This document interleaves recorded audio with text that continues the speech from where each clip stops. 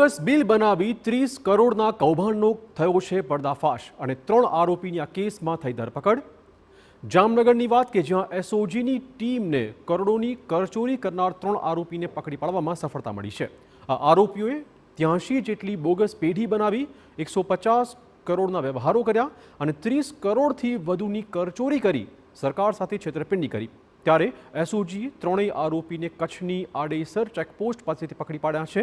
મહત્વપૂર્ણ છે કે આરોપીઓ સામે અગાઉ પણ અનેક ગુના દાખલ થઈ ચૂક્યા છે, જેમાં આરોપી મયુરસિંહ સોઢા વિરુદ્ધ 7 પોલીસ મથકમાં પ્રોહિબિશન, જુગાર અને આર્મ્સ એક્ટ હેઠળના ગુના દાખલ થયેલા છે। અન્ય આરોપી સત્યજીતસિંહ જાડેજા વિરુદ્ધ જામનગર અને સુરતમાં આર્મ્સ એક્ટ અને મની લોન્ડરિંગ એક્ટ વિરુદ્ધ ગુના પણ દાખલ થયેલા છે।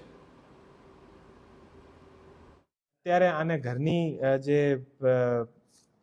તપાસ કરી છે, અમે આ લોકો પાસેથી ઘણી બધી બીજા લોકોને નામની એ લોકો સિમ યુઝ કરે છે, બીજા લોકો પાસેથી એ લોકો આના કાર્ડ અને આના જે બેંક એકાઉન્ટ યુઝ કરીને અને આને નામથી એ લોકો પેઢી બનાવે છે અને આ લોકોને 10,000 15,000 રૂપિયા કિરાયો આપે છે।